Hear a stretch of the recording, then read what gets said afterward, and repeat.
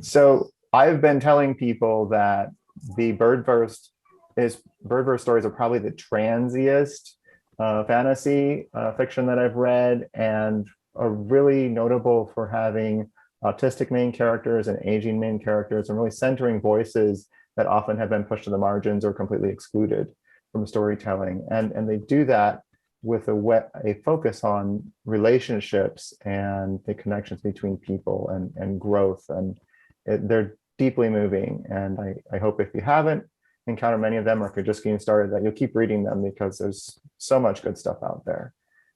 So I wanted to start off though with kind of the high level question. I'm going to ask RB. So tell us about yourself, and as you do so, start out with a bit of visual description for people who tune in that are visually impaired, so that people can have a sense of what they would be looking at in your little box on the screen. Okay, so I'm RB Lemberg. I use they, them pronouns. So excited to be here. On my screen, you will see non-binary person wearing a jacket with a nebula pin. And I'm Ashkenazi Jewish. I have short hair and I'm big and I have glasses. And behind me, you will not see much. This is my office.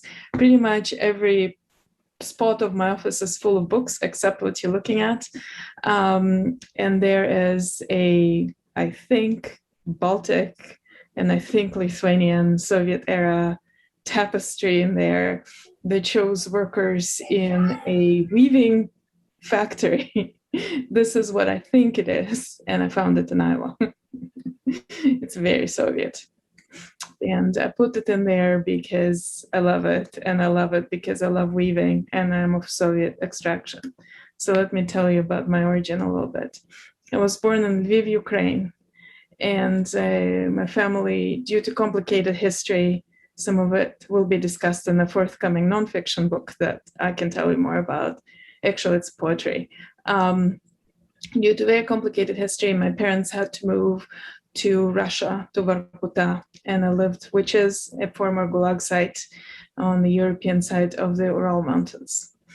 And I lived there as a child, on and off, and in Ukraine with my grandmother, until the Soviet Union began collapsing, and with a wave of other Jewish refugees from the Soviet Union, my family left. We wanted to come to America. This did not work out because America had quotas and would only admit a certain number of people. We were declined, and we could not stay, and we went to Israel. I received my bachelor's at the Hebrew University, Jerusalem, and then I left. So basically, I went to UC Berkeley, where I received my PhD, and out of the despair, I guess I can say this, desperation of having to finish my PhD, I started writing creatively. I'm multilingual, I'm also a linguist, and I couldn't figure out what language to write in, so I began writing in English, fully believing that I could never be good enough for publication, and thanks to some of my friends who have unexpectedly, to me, supported me, I began publishing. And I'm at it still. So I'm writing in English mostly those days, primarily in English, and but I still see myself as a multilingual and obviously migrant writer, which is reflected in my work. I'm on the spectrum. I also have other diagnosis, including depression and anxiety, that I'm very open about talking about with people. I'm an academic. I do a lot of mentoring. I work in linguistics. I study primarily Jewish languages. I guess this is it. Yeah, I love my readers. And I think that if not for my readers, my life would be much gloomier and I would have much less hope. So I'm so excited to be here and to talk to you. Thank you. That is so great. There's so many directions we could delve into. I'll try. I did a bachelor's in linguistics. I'll try not to veer off in that direction too much, though, because there's a lot of fun there. Actually, we wanted to ask though, how would you describe how Jewishness flavors who you are and what you create? You touched on that a little bit.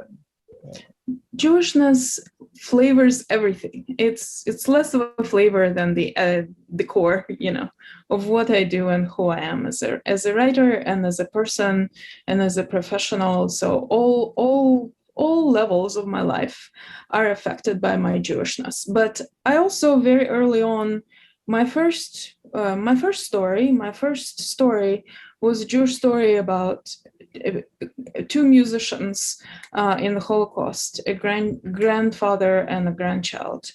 And this came straight out of my family history with my klezmer, many klezmer relatives. I myself do not have any musical talent, but I love music, and so there's a lot of music in my work, and there's a lot of specifically Jewish reflections on music, which I hope to keep working on. So I can say more about this.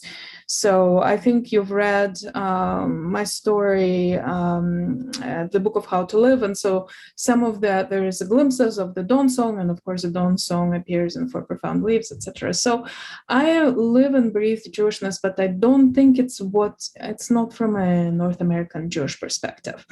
And as I live here more and more, I become more and more versed in what Jewish American experience is.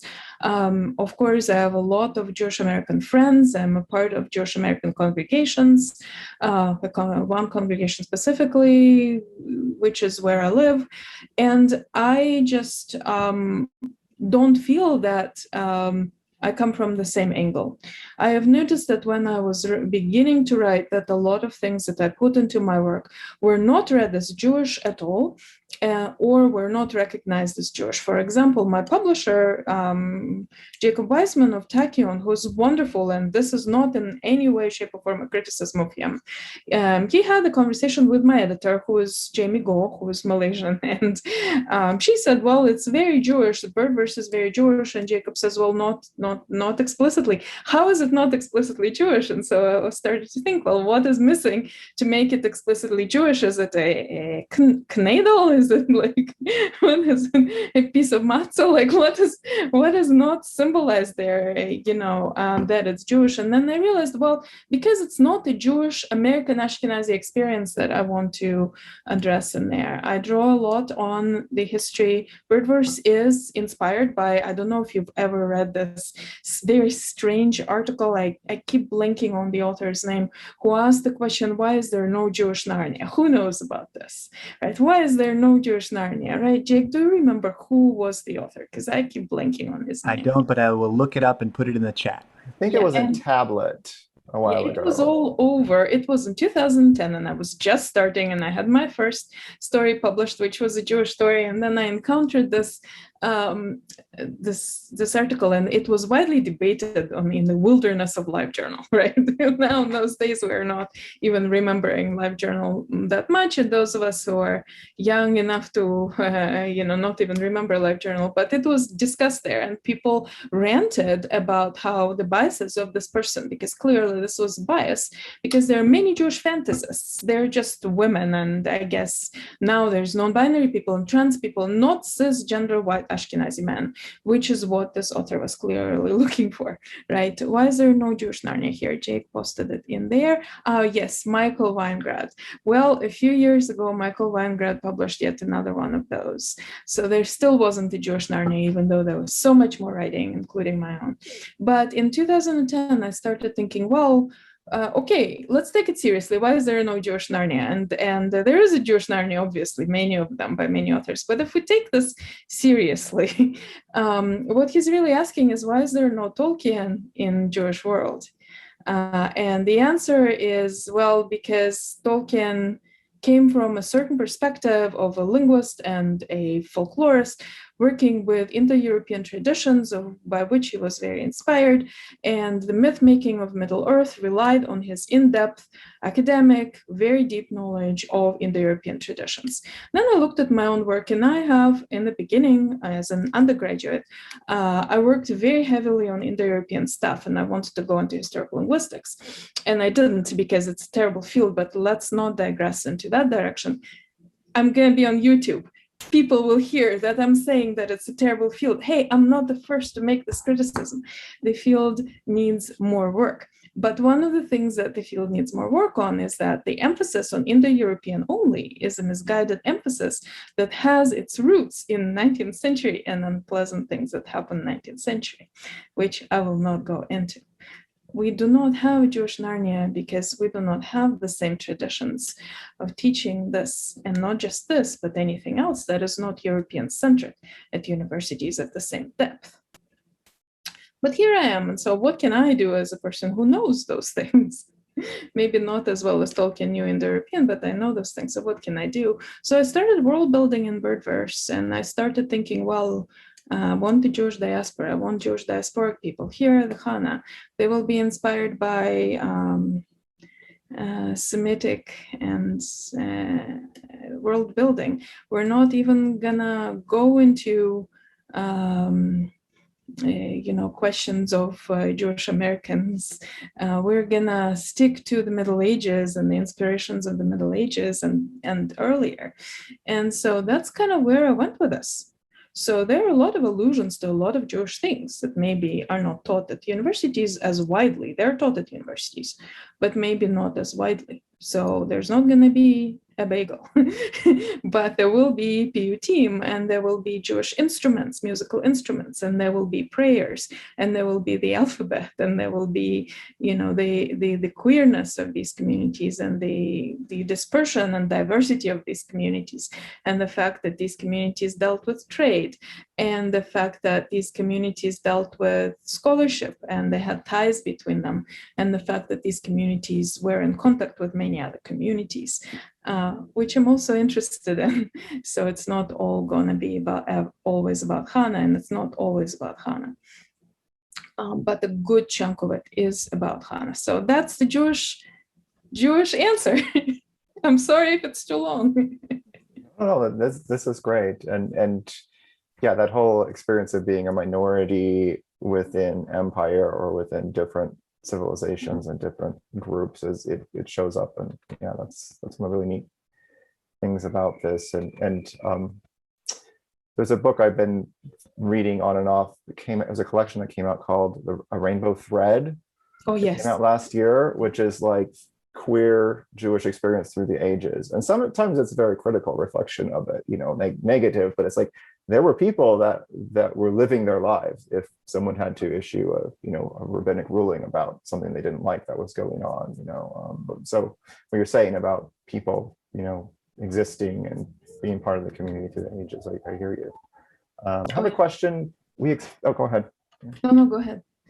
Question, we kind of expanded on a question that Maureen gave us, that there are multiple societal issues in your work. We see themes like gender equality, the positive portrayal of autistic characters, aging, crossing boundaries, personal authenticity. And so when creating this world, what areas were your top priorities to address, or did you kind of approach it with this? There are certain things I really want to bring to the fore in these stories.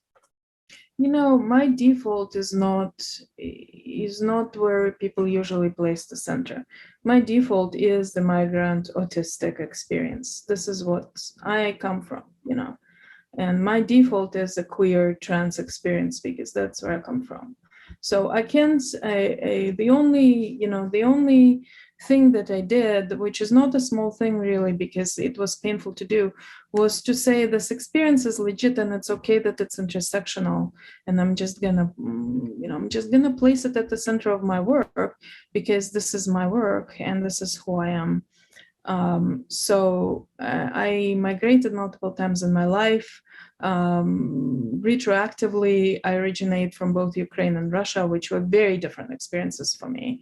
And I'm still experiencing these experiences. I'm not done reflecting and reacting and being a part of those worlds and being, a part of those linguistic spheres. And then the early 90s and the ex-Soviet migration is big on my mind. And then the fact that I chose to leave very painfully, very laboriously to America and it took me over 15 years to become a naturalized citizen. Speaking of the wonderful immigration system of this country, you know. And in my path in America, I had a lot of very difficult experiences. And then, of course, I sponsored my spouse, Bogi Tokac, who might be known to you from their own work.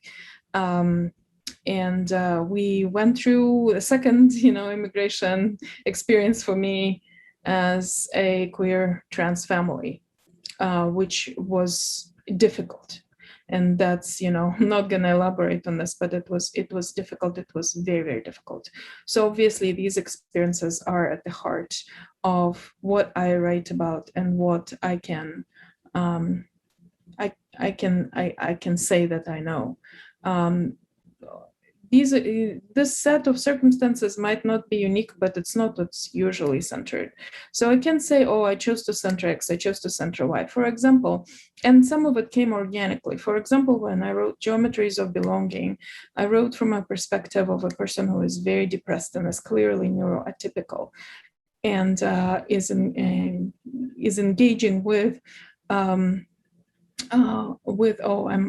Akiva, I'm gonna talk about that story a little bit also, if it's okay. It's not Birdverse, but maybe a little bit. But in Geometries of Belonging, there was a mind healer who is depressed and is neuroatypical and is engaging with a teen who's autistic. And Ada Hoffman, who is a wonderful writer and a wonderful, wonderful poet, and runs the autistic book party, which I warmly recommend, where she talks about various works by and about autistic characters, by autistic people or by non-autistic people. When she first wrote about the story, she said, well, I thought it was the main character who was autistic, and turns out it's not the main character who was autistic. And that kind of sent me into thinking, well, why is the main character not autistic? Like, obviously the main character is also autistic, just not in the same way as the teen that he's interacting with is autistic. But the main character, obviously, and it's obvious once you see it. And I didn't see it. I didn't see it until an autistic reader said, well, I thought that character was autistic. And then I figured out, oh, you said there was an autistic character, so I figured there's only one, it has to be this one. And then I kind of like, well, why? Why is this happening? It's happening because I myself wrote an autistic character, because that's what I know from my brain. You know? So it's kind of like maybe the most obvious example where I didn't know that this is what I'm doing, but this is what I was doing. So diverse perspectives are very important to me, but disability and neurotypicality are very important to me because I can't really escape them. I can, but it's not really that easy. I need to work to escape them because, and I don't want to escape them. Why should I escape them?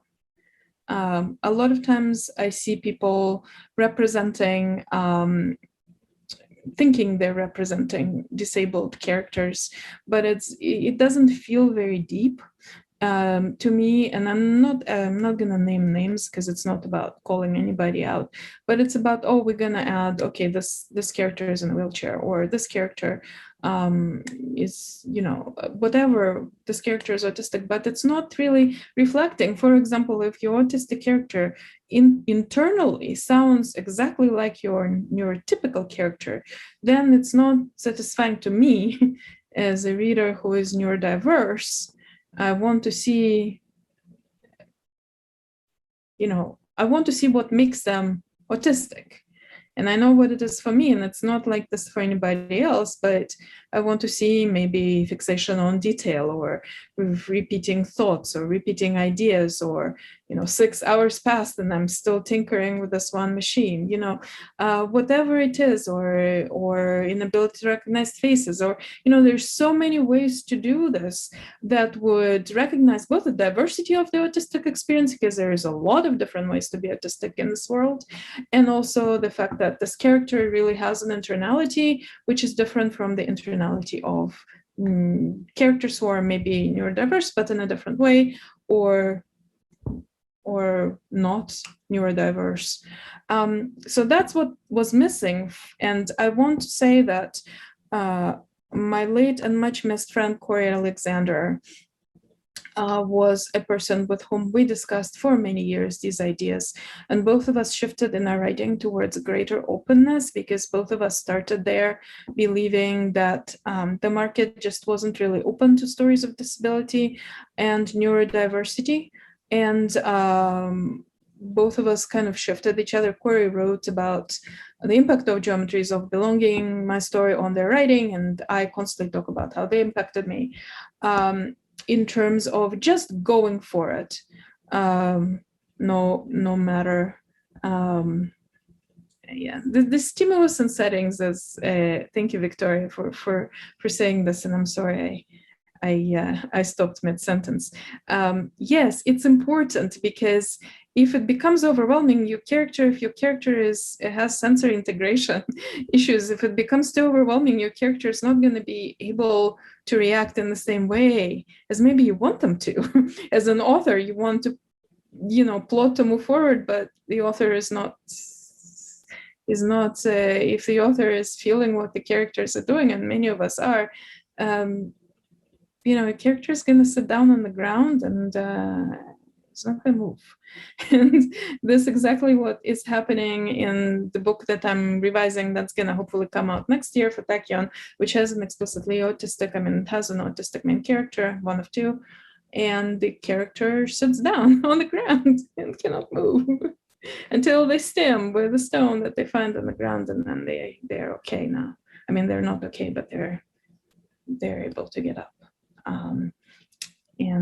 So yeah, you have to pay attention to those things, because this is the gaze. The gaze is different for a person who has ADHD. The internal gaze is going to be different from a person who is autistic. You can be both, or from a person who is neurotypical. The gaze, you will see different things. You will experience the world differently.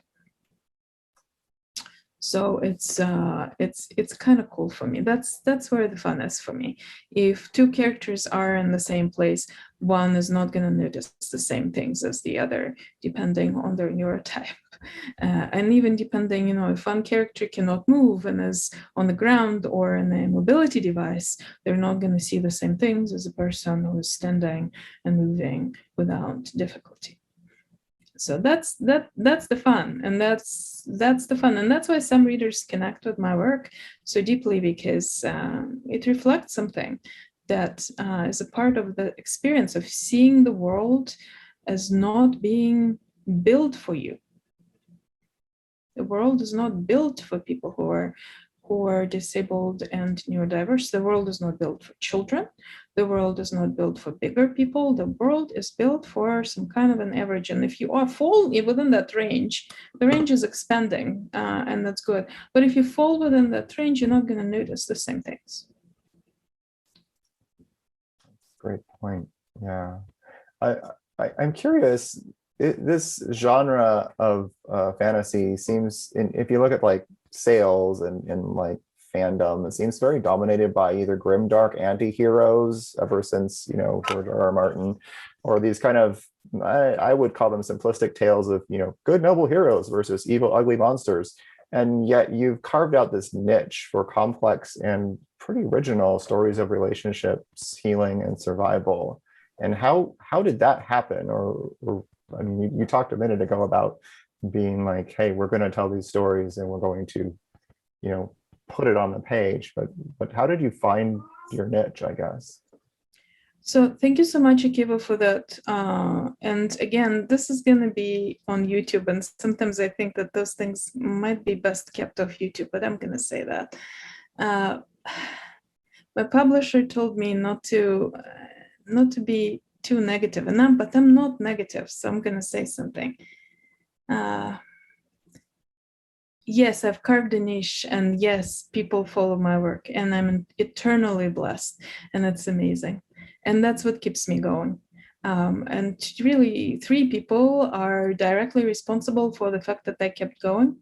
One is Shweta Narayan, who is one of my closest friends and a wonderful writer. And with them, we came out together in conversation of what it means from a very different perspectives, but still as migrants, as people who have multiple immigrations and migrations who are behind us, with disability and other things, as well as the perspective of multilingualism and queerness and transness. And so we kind of talked each other through a lot of things and supported each other through a lot of difficulties. The second is Bogi Tokac, who is now my spouse, who also comes from a trans, migrant, disabled, neurodiverse perspective, and with whom we've been friends for a very long time. And the third is Corey Alexander. So Corey has passed away, and that has really been difficult. So I think that for disabled and in general, for marginalized people, it's really important to find your people, and your people will support you. So for me, these are my Patreon supporters. Some of them are here. Hi, if you're here, if you're not here, that's fine. I haven't even said on Patreon because I'm a bit overwhelmed right now with how many things I need to do. But my Patreon supporters have been amazing. And so because I have this group on Patreon of people who are clearly dedicated, and literally you can pay $1 a month and receive most of the content that I produce. And it's served as a daily reminder for me that people believe in my work, that there's room for my work, that there's need for my work, that there's, that there is necessity for things which are more complex, which are more intersectional, which are maybe not as easy to see as bestseller candidates. It's not to say that they can't be. I think they can, but that's what we have here. And the last but not least thing that I'm going to say is Ursula K. Le Guin. So Ursula K. Le Guin helped me as a teen realize that I can see myself on the page, even though I will die. But I can see myself, and it's terrible, right? But I can see myself on the page as a person who is not cisgender. And as I deepened my engagement with the work of Ursula K. Le Guin, with which I do not always have an adoring relationship, I criticize her, and I knew her, we corresponded a little bit, and I published her poetry, and I continue working on her poetry. Seeing a person of her caliber devote a lot of time to small scale, very intricate, very deeply complex works, to engage in the work of self-correction and self-revision endlessly as she did. This gives me hope, and this gives me a chance to feel that there is room for many things, including complex things. And okay, I can't stop. And this is how it's a Jewish work. It has to be complex. It has to be. Did I tell you I got hit in the head and run the other day? Sorry? What was that? Is that a comment? I think maybe someone was just off mute. Yeah. Okay. Question that was submitted anonymously, and I think is relevant to what we were just discussing. Says there's a lot of fantastic discussion in your writing about power at different scales and different levels, as well as different kinds of power, from healing to magic to hope to change itself. And how can trans, neurodivergent, disabled, and other people marginalized by hegemony come into their own power in our world?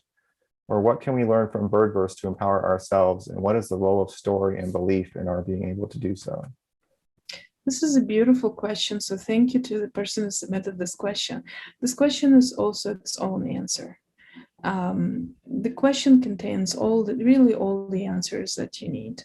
The fact that we exist in the world, despite everything that the world constantly throws at us, all the silencing and all the marginalization and all the difficulty and all the obstacles and all the lack of access and lack of language and lack of understanding.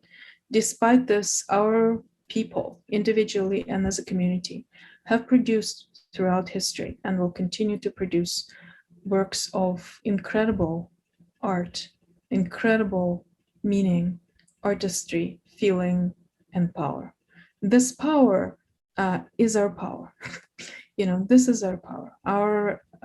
For me as a creator, there are different kinds of power that one can embrace. And there are different kinds of ceilings that one can reach. And I'm not ever going to sugarcoat it, because I'm having myself trouble, as those of you on Patreon know, and I talk about it frankly in many areas, that I have trouble, just like other neurodiverse, trans, queer, migrant, etc., marginalized creators have, and creators of color, which is an experience to which I cannot speak, but very, very relevant to this question as well. How can we embrace our own power? It is within us. Despite all the limitations, we have the ability to produce transcendent and profound work.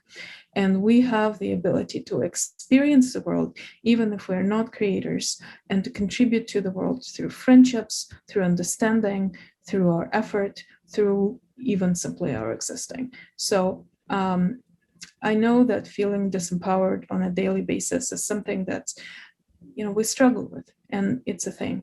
But I think Birdverse, my works set in the Birdverse, are maybe a testament to the necessity of hope, and the fact that hope will always emerge as a part of the complexity and the struggle. Hope will always emerge. And this is what I bring to the table, because ultimately I believe that we can find our people, even if we will not necessarily find our place as a place that will always provide us with safety and acceptance. We can find our people, and we can find our work. So that's what Birdverse is about. Great. Going off of that theme of magic, we have a question from August, and it's good to see that Z is here. We hear a lot about deep names and their configurations. This is kind of a specific to Birdverse question, but none of the characters' deep names are revealed to the reader beyond their syllable counts. Do characters have canon deep names written down somewhere, or do these exist only as a concept of numbers of syllables?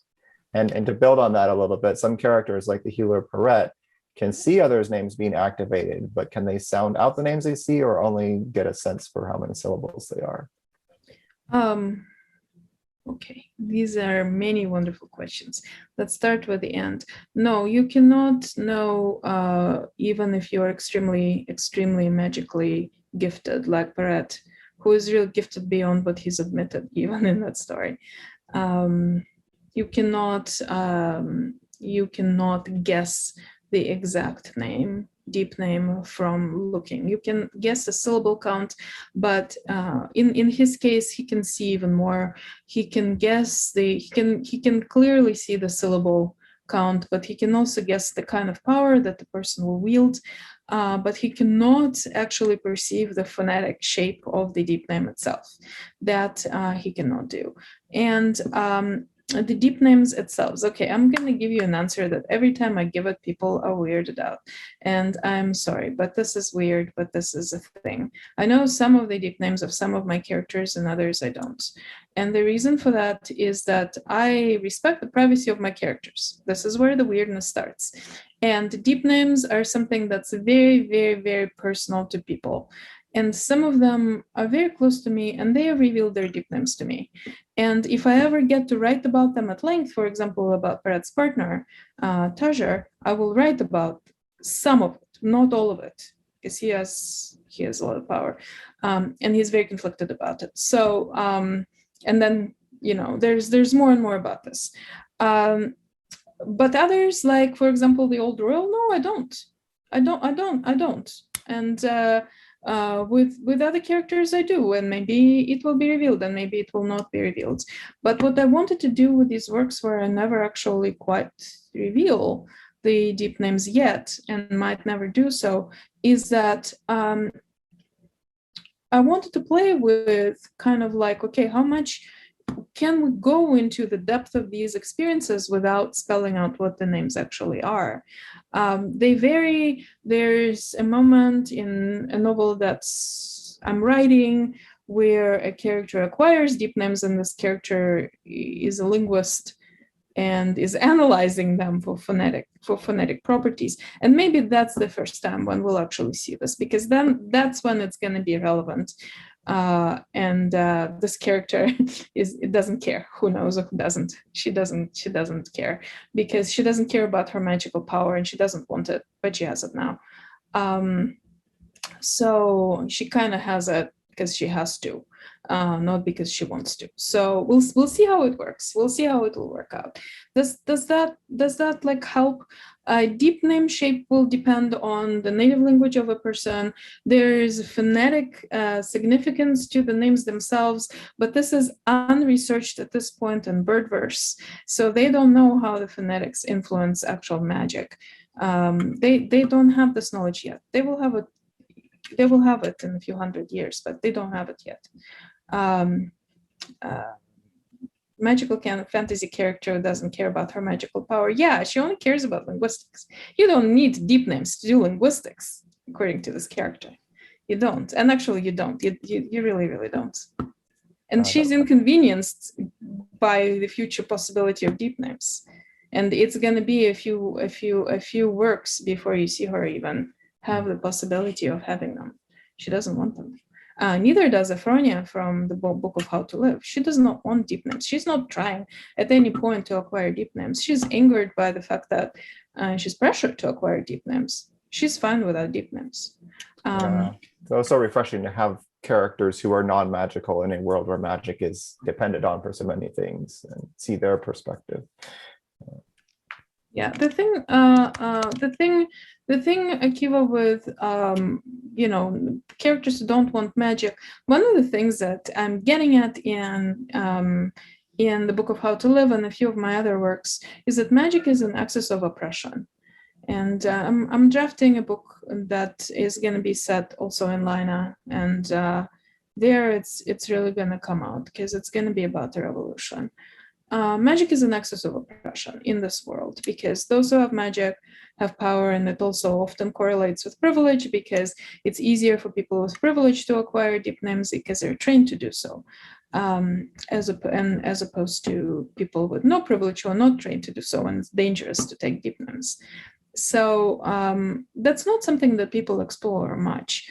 Although it's not completely unexplored, but it's not explored that much in our literature, and I want to engage with it because magic is cool, and so everybody wants to know more, including about deep names, which I deeply appreciate because I also like deep names.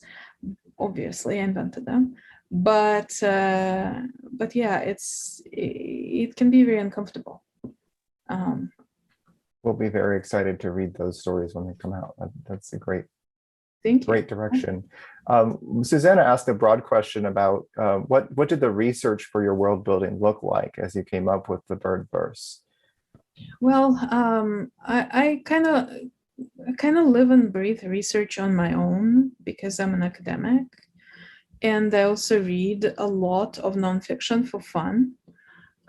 So I don't necessarily research things for work as much as works emerge from research. So recently I've been reading about, I've studied a lot about the book arts, history of the book, how books are made through various periods, what direction books are printed in, what direction books are written in, what letter you put on the board, how do you, what scroll is kosher, what is a kosher scroll, what is a kosher from Mehadrin scroll, what are non-kosher scrolls, how do you, prepare kal parchment, the work of Sofer Stam, all of these things, like how can you be a Sofer Stam if you're not a man? Yes, you can, depending on, but can you be without people remarking upon it?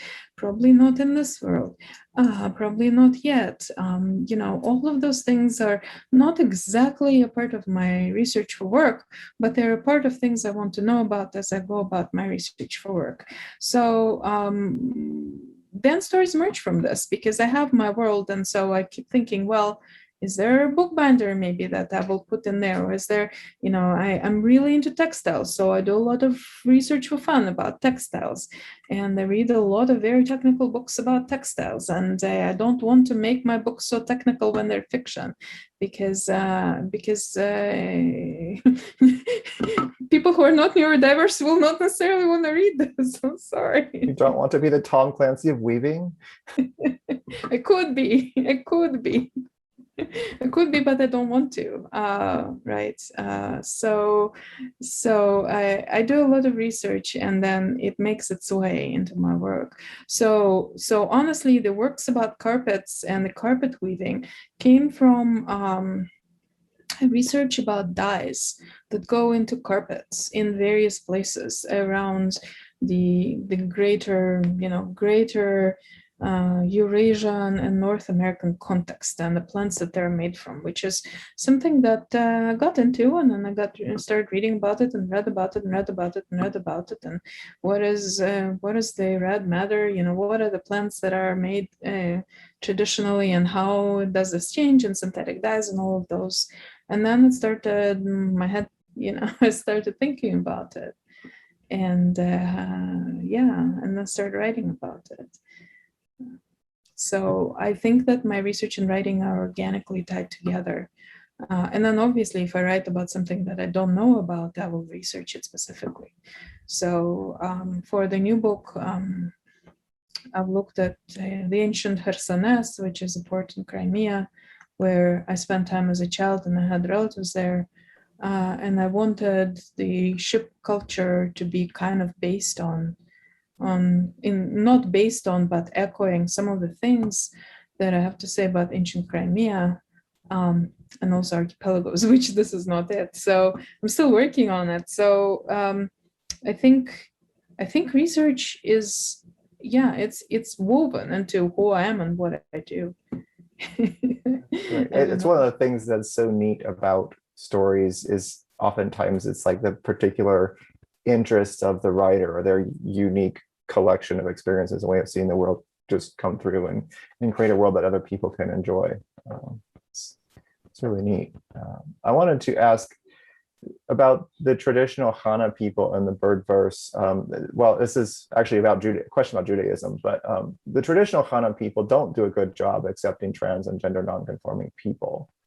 And yet in modern Judaism, at least in pockets, we see acceptance and celebration for trans folks. We have groups like Keshet and Sfara and so on, doing trans Talmud study and so on. And I see some people in the community, around the Jewish community, asking, why are so many trans folks becoming Jewish?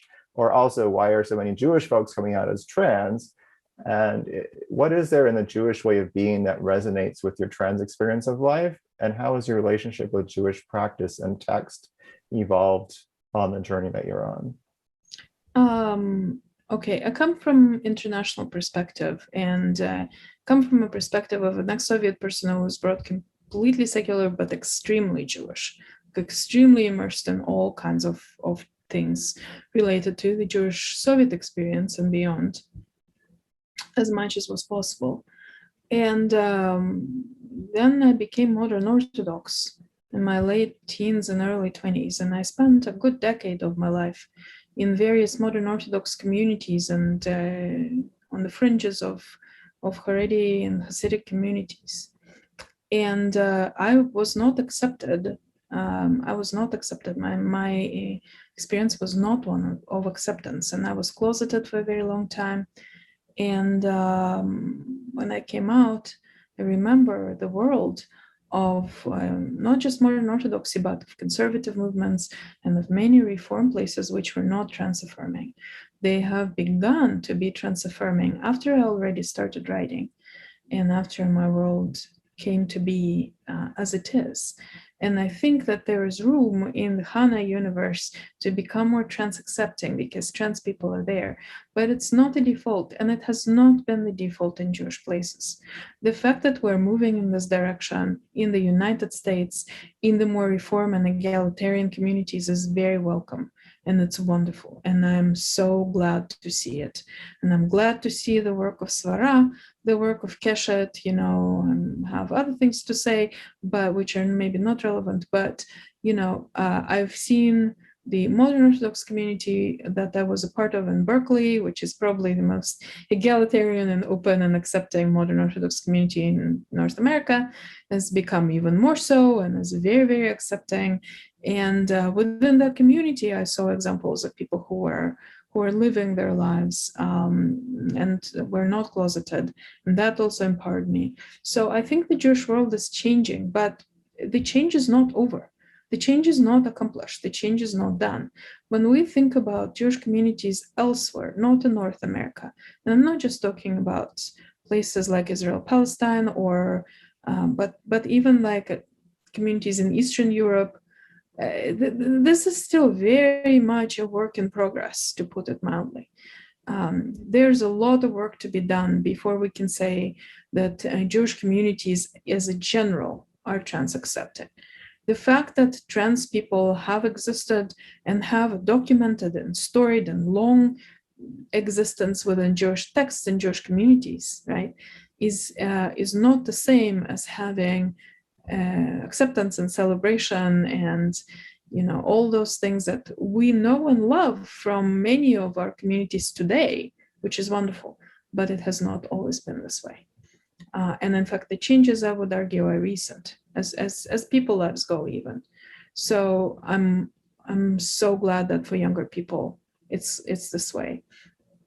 Now, Hana people are not copies of Jews, and certainly not copies of North American Jews, and certainly Birdverse is not modernity.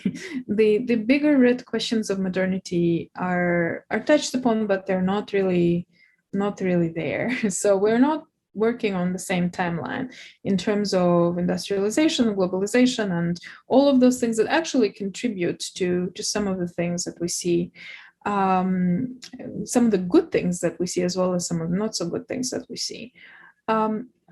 So I don't want it to be an exact parallel that's gonna move and change with the times. It is a thing, right? So I was writing it from a perspective where even when I began writing in Birdverse, I was just about to start leaving modern Orthodoxy. And I did not see any queer acceptance, and I wrote it in there writ large. And I did not see this overwhelming queer acceptance that existed in Birdverse for the Hana people. I didn't see it. And we're still not, I would argue, not quite there in the modern Orthodox world. It's more there than before, for sure. Thanks.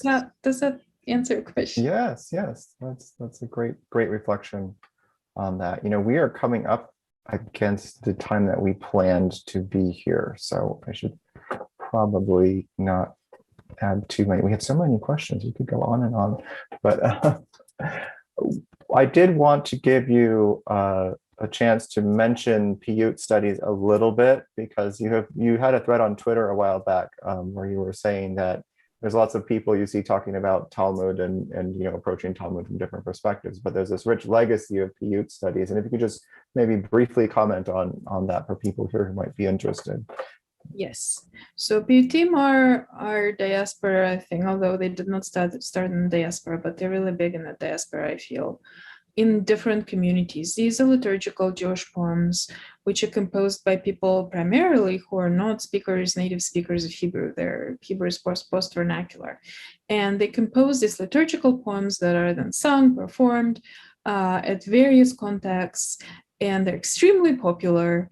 And some of them are migratory. The words migrate to different corners of the world, acquiring different melodies.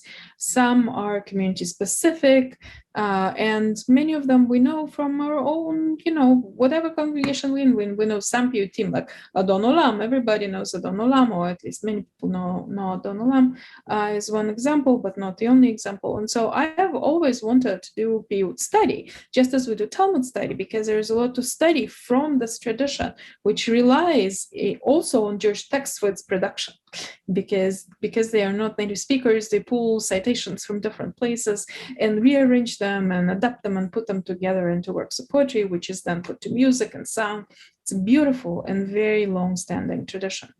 It also contributes to our understanding of diversity of Jewish experience, because many of these Piyutim, some are bilingual, others are influenced by musical traditions and poetic traditions of the non-Jewish neighbors, which I feel is just wonderful and beautiful. I have approached Sefaria, in fact, last week, and I might be collaborating with them to bring some of these Piyutim into Sefaria. That would be excellent. Right. And they also say, well, there's the PUT website, which is put.co.il, I think, something like this. Yeah, but it's completely in Hebrew. It's run out of Hebrew University, I think. And not everybody finds that possible to use. Not everybody finds this accessible. Some people, most people out of North America need some kind of English navigation, which they had a little bit discontinued. It's just not accessible. And also some people don't want to use resources out of Israel, all kinds of things like this that prevent people from engaging with this resource.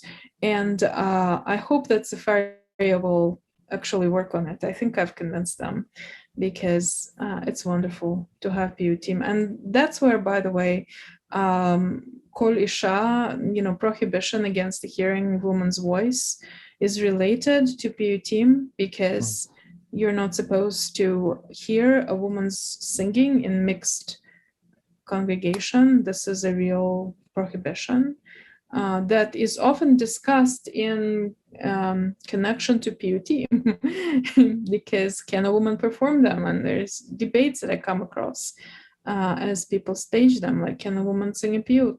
Can a woman sing a PUT in front of a mixed audience? Even recently, I saw this discussed in a newspaper. I don't even remember which one. So all this, of course, I love poetry, so all this ties into my work. This is just a blending of all those different layers and streams. That's excellent. Couple last questions. We want to know, what have you been reading lately that you'd like to tell us about?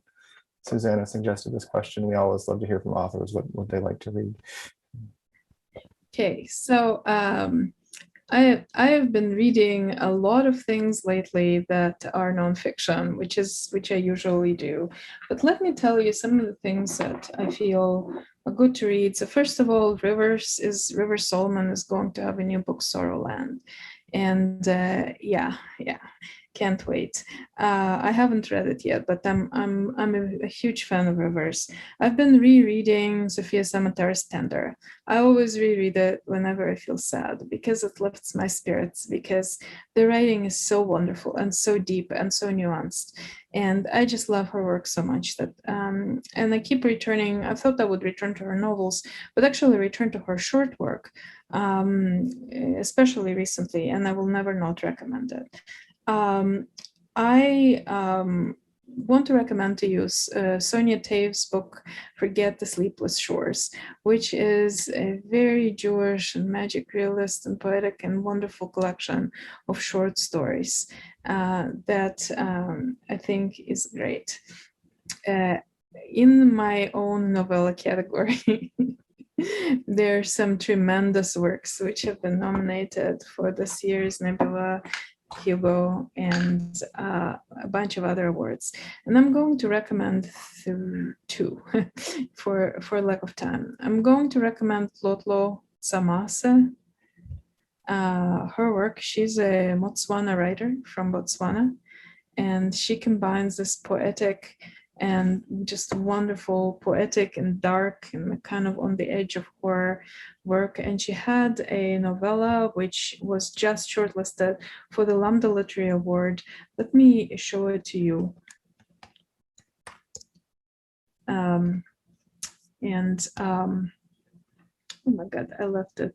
It's called The Silence of the Wilted Skin, and I'm trying to find it. Here it is on Amazon. And it's just wonderful. Nebula finalist. She's not a Nebula finalist, but she was a Lambda Literary finalist for this novella, as well as the work of Ngiwo, who is a finalist for the Hugo Award. She has, I think, 2 novellas at this point. I love them. I'm not without, I can't say that I love every single little thing about these works, but they're wonderful and they're well worth reading. So this is what I'm reading in English. In Russian, I've been rereading the works of Alexander Green, who is a fantasist from early 20th century and was a revolutionary, and wrote wrote the most incredible works, who have kind of been often dismissed as too lyrical or too naive or too, and I'm convinced that he's autistic, and I'm convinced by this from reading his memoir, and I soon will write about this on my Patreon, about his memoir a little bit and how his experience, I'm convinced of neurodiversity has impacted his work, by which I'm very deeply influenced. Again, this work is not without its issues, but it's wonderful and mostly untranslated into English. It's very difficult to translate it. It's very lyrical. And I'm also I'm doing a full reread of the Strugatsky brothers Soviet science fiction, because I'm writing about it, and I'm writing all kinds of things about it, including academic things. And I'm writing about gender in Strugatsky's work about women's separatist society, which is called Snail on the Slope. And they just had an article accepted, which is going to come out. So these are the things that I'm mostly focusing on right now. Other novella finalists, I've read them all, and they're all wonderful, and I recommend them. The winners, I think Fenderson and Jelly Clark was the winner in my category, and Tochio Nibuchi wrote also a very, very powerful novella that I recommend, Red Baby, which I recommend. So I think this Ring Shout by Fenderson, Jelly Clark, and there's also Dominion Anthology and other things that were, I think our categories have been really, really rich in the awards this year. I'm really astounded that I'm a finalist. I'm very proud. So is this enough recommendations? Oh, for sure. Yeah, Keep us busy for a while. This is and excellent. I read a lot of poetry too, so I can give you some poetry recommendations, but maybe at some other point. Speaking of poetry, the final question we wanted to ask you today was if you could tell us a little bit about the poetry collection or anthology you released recently, and also just a little bit about the books you have forthcoming in the next year or two. Oh, yeah. Thank you. Okay, so earlier this year, Lisa M. Bradley and myself released an anthology dedicated to Ursula Guin, which is called Climbing Lightly Through Forests. And it contains many of the poets that just wrote tributes, and some are very established poets and some are new poets. It includes works by Brandon O'Brien, Lucy Scholl, Sophia Samatar, and many, many wonderful others. They engage with the work of Le Guin and the life of Le Guin and person of Le Guin from a variety of perspectives, including quite a few critical perspectives, but mostly, just reflecting about her work. And it also contains a retrospective essay by yours truly that I wrote about Le Guin's poetry, which has not been done before, and I'm expanding it into a book in my so-called free time. The pandemic did not help. I became a Le Guin fellow. University of Oregon has invited me to conduct research, and then they promptly closed their doors due to the pandemic, and they're yet to reopen, but I hope to go there. And also, by the way, Lisa Bradley, who is a Latinx author and writer and poet who lives in Iowa City, who's wonderful, and I recommend her book Exile, and I recommend her poetry, and she's wonderful. So she's my co-editor. And I have a Birdverse short novel. It's going to be very short for a novel called The Unbalancing, coming out next year, hopefully. And and The Unbalancing is a Birdverse novel, but it's set in kind of ancient-ish times for Birdverse, and it does not involve Hana people, but still involves Jewish world building. It's possible to do this, as I found, and it's about a bunch of queer and non-binary magic keepers who are trying to save their archipelago from a disaster, ecological disaster that they're about to have. And it's a romance as well. And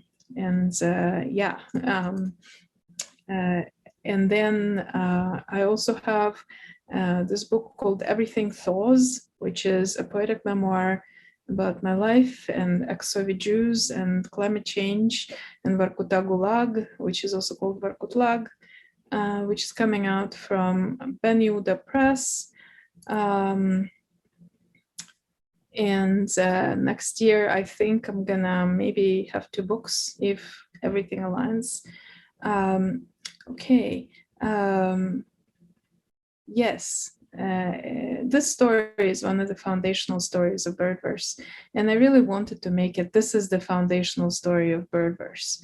You know, this is Ranra, who later becomes a very meddlesome ghost, meddles in literally everything, and you see her as alive and doing things and falling in love.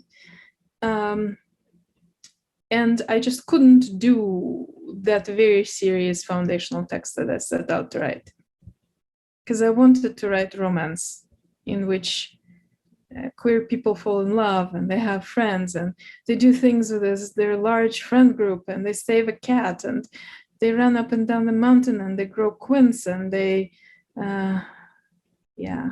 try to save their land from a disaster.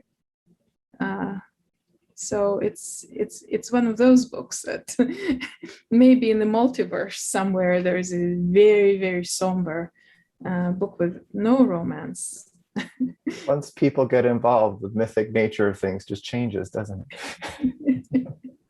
I think it acquires much more somber air later. I think years pass and everybody tells a story differently, and it kind of moves away from and then they kissed and saved the cat type of thing.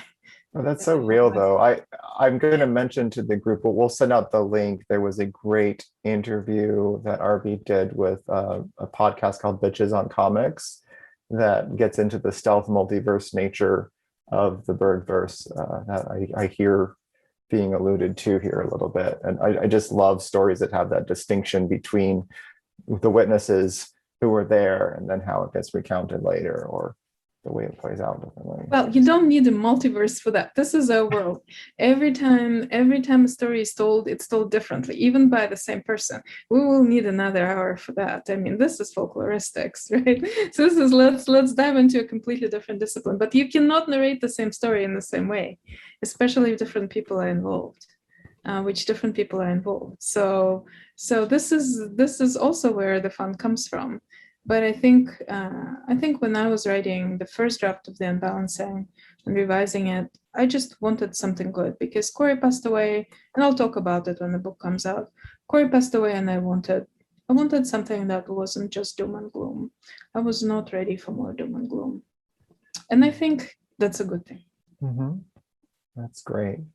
Thank you so much for joining us. This has been a great conversation. I just feel we've just received so much being able to hear from you in person. It's wonderful to spend this time with you. I just want to mention for people who are part of Speculative Wisdom or want to be part of Speculative Wisdom, reminder that our next read is going to be Stories of Your Life and Others by Ted Chiang. And we're going to discuss that on Zoom August 8th. So it's another Sunday. It will be the same time, 2 p.m. Eastern, 1 Central, 12 Mountain, 11 a.m. Pacific. So we'll have more information. We'll get it up on the tehia.org/sci-fi page with some info about which stories we're going to prioritize in that collection. And thank you, everybody, for coming. This has been wonderful. Thank you so much for having me. I really enjoyed this. Great questions, great company. Thank you so much. Yes. Yeah. Enjoy your group. It sounds great. So enjoy it. Yes, we do, and we will. Take care. Take care. On to music.